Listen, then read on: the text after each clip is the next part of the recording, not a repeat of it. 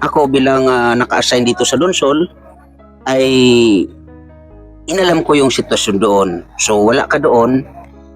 Ngayon nag-ano ako ng mga impormasyon sa mga nakakilala sa iyo doon. Inaalam ko yung iyong pagkakaalaman kung saan ka. So may nakapagsabi na ikaw ay nasa. So ano kaya Vanessa kung bilhin ko na lang yung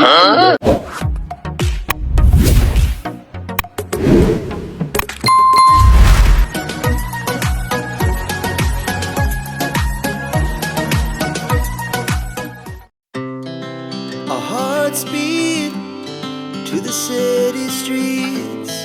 We began to feel the fire. We rise like tall buildings as the chemicals they take us higher. The night's young and it's just begun as she puts her hand in mine. We wanna chase the night, wanna dance to the light, pull the stars from the sky, just two hearts running wild. Never sleep, never stop, as we shout from the top. We're gonna be two hearts running wild. Ayan sa mga kapanood po no, nandito po tayo kay Vanessa Tolosa Piedad. Ano? So ate, baka pwede pakiipit mo yan sa iyong tainga. Ay, oh. Yan. Pakiipit. Tinga. Oh, habang nagkakape kami, ay ako pala no, kasi hindi naman siya nagkakape. Habang nagkakape ako, magkukwentuhan kami. So, ate, kumusta naman? Ito po, okay lang. Okay lang ang buhay-buhay. So, yun nga, ano, nandito ka, nakita ka namin, kasi kami ay may mga pinuntahan dito, no, na bagong muka, bagong scout. So, ito po, ano, ay nakita namin na nagbubumba. I mean, doon sa puso, nag-iigib ng tubig. Kaya ito po ay sinurprise namin, ano. So, yun nga, Vanessa, ikaw ay wala doon sa iyong bahay. So, mayroong ditong haka-haka na inabandon na mo yung bahay doon. Ano ba ang totoong kaganapan? Pwede mo bang maisalaysay para alam nila yung sitwasyon? Go.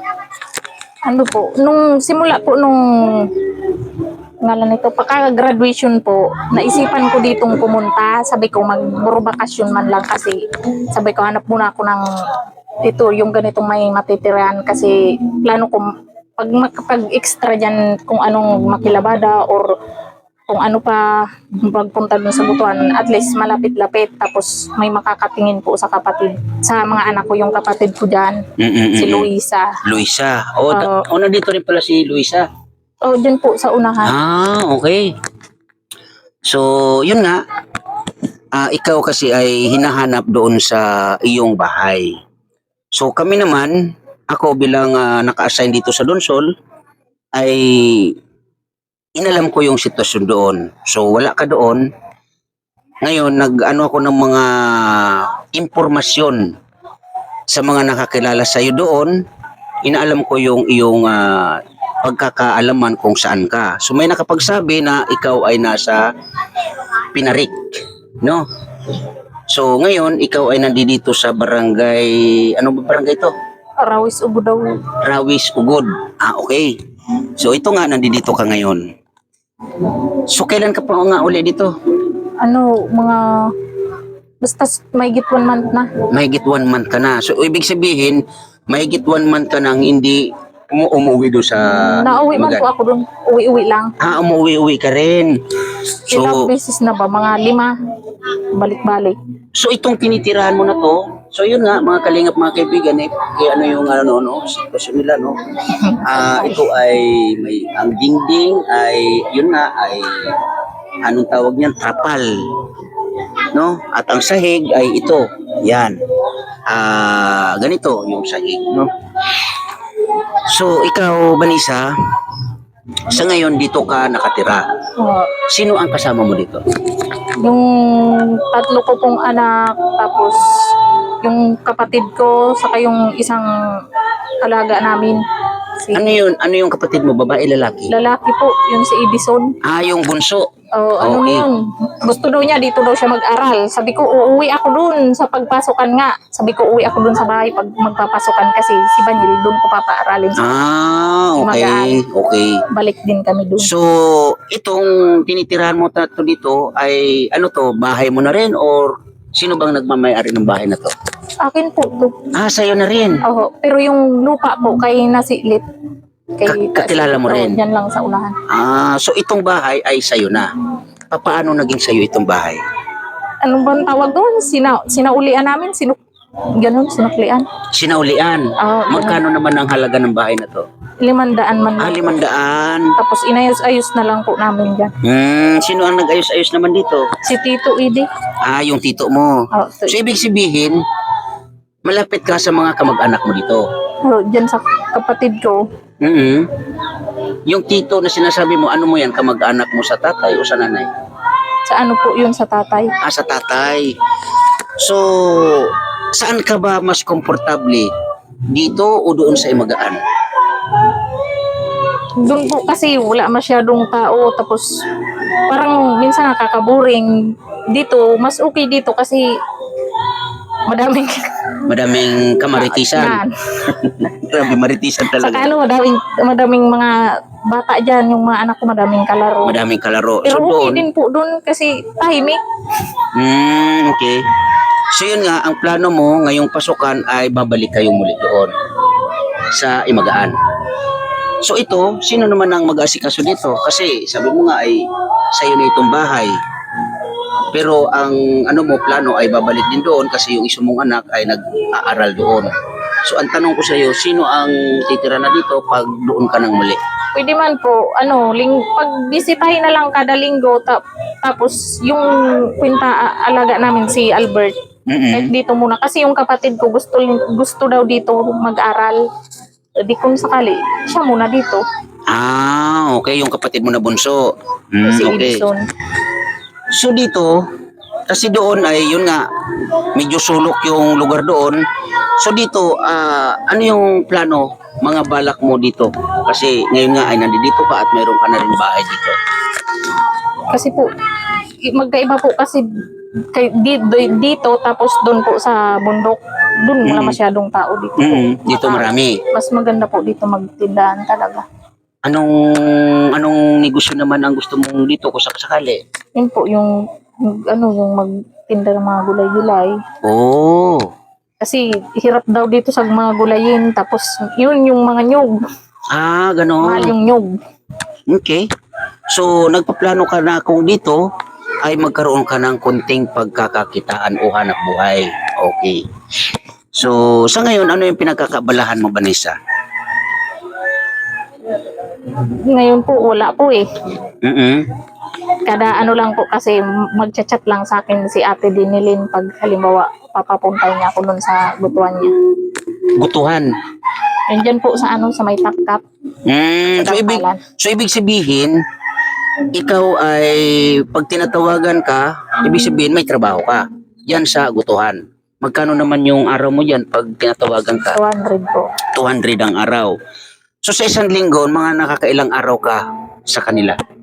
Mga 3 po, ganun. 3 araw. Okay. Hindi man, yun, salit-salitan lang. Salit-salitan yan. So maliban dyan, ano pa yung ibang pinagkakakitaan? Minsan po yun, naglalabada. Nagpapatulong ako dyan sa kapatid ko hanap ng yung nagpapalaba. Okay. So yun nga, nasabi mo nga na doon medyo naboboring ka, kaya mas ginusto mong dito ka. So dito, yun nga, may plano ka na konting pagkakitaan or konting negosyo. Ano yung plano mo para makapag-umpisa ka? Ano yung balak mo? Ano yung dapat mong gawin para makapag-umpisa ka? Yung balak ko po kasi sabi ko nung di pa nag-eleksyon maglumuwas ba? lumuwas ng Maynila. Magkaroon ng mag-ipon-ipon kahit kaunti. So, Kaso, so yun nga ang nagiging problema ay meron kang anak na maliliit pa. So yun nga Vanessa, no, may plano ka na magkaroon ng konting negosyo, no? Konting pagkakitaan, pero ang nagiging problema ngayon ay wala kang magiging kapital. So ang plano mo kamo na magluwas ng Maynila, ano ba yan? Tuloy pa ba or hanggang plano na lang? nag-iisipan po. So meron ka naman bang mapapasukan doon? Meron po. Kaso yung kumukuha po sana sa akin, umalis. Di niya gusto yung trabaho. Dalawa Oh. sana kami dun. Ah, Umalis okay. man. Saan mang lugar yon? Ano daw, Kainta. Medyo malayo-layo. So Kaya yun, kausap ko siya, tapos sabi niya, umalis na daw siya dun. umalis na rin siya. So wala na, putol na ang plano na pagluwas mo ng Maynila. Di ko po sure. Hindi mo pa sure. So yun nga no, nandito kami para lang malaman ang sitwasyon mo. So yun po mga kalingap, mga kaibigan, ano, sa mga nakakaalala, nakakita, nakakapanood sa kwento ni Vanessa, no, ito po ay nandito siya muli at atin pong nakapanayam sa sitwasyon niya. So ngayong pasukan, ulitin ko, babalik ka ng Imagaan para dito sa anak mo na nag-aaral doon. So ang mangyayari ngayon, kumbaga paron parito ka. Okay. So ganun lang Vanessa, no? Ito ay update ko sa iyo kasi yun nga may mga nag-aalala rin sa iyo, ng mga nakakilala sa iyo, at yun nga ay hinahanap ka doon sa bahay mo na ang lumalabas nga dito ay inabandon na mo. At sa live ko rin, nabanggit ko rin na yun nga yung nakarating na balita. So, yun nga, yung sitwasyon nyo dito ay ganito. Malapit kayo sa dagat. Yung isda ba dito, mura bang mga ano nila, pagbebenta? Diyan sa buyer nila, kasi po, yung mga isdang nahuhuli dyan, binabagsak nila dyan sa buyer. Ibig sabihin may kumukuha na dito. Okay. Hindi man talaga nila binibenta ng bahay-bahay. Dito sa inyo or sa mga kapitbahay dito. Ganun. Kumbaga, ang isda dito ay nakaano na. Kumbaga, mayroon na talagang as in pag kumukuha. Meron. So kayo sa pang-araw-araw ninyo sa ngayon, kasi yun nga, may mga kasama kayo, yung mga anak mo at yung yun nga, may isa kakamong ampon at isang kapatid mo na nandito. Yung sa pang-araw-araw nyo dito, kumusta naman? Okay man po, nakakaraos man. Nakakaraos din. So, ngayon, matanong kita uli, Vanessa, no? Ito ay medyo masilan. Pero siguro, nasa sayo naman yon. May jowa ka ngayon o wala? Yung dati nga ho. Yung dati, yun, mga kalingap, mga kaibigan, ano? So, sa mga nakakakilala kay Vanessa, nakakaalala, no? Yun ay nasabi naman niya na may jowa siya sa ngayon. So, magkasama ba kayo dito sa bahay na to? Nakauwi man po dito. Nauwi minsan. Okay. Pero hindi talaga as in magkasama kayo dito. Kasi minsan lang umuwi dun sa kanila. Dito, nauwi talaga yun. Dito. Pero, bira man mag-uwi dun sa kanila. Bihira man mag-uwi sa kanila. So, yun. Para sa kaalaman po ng lahat, ano, si Vanessa ay, sa tingin mo Vanessa, ikaw ay nasa mabuti ngayon or hindi mabuti? Yung totoo.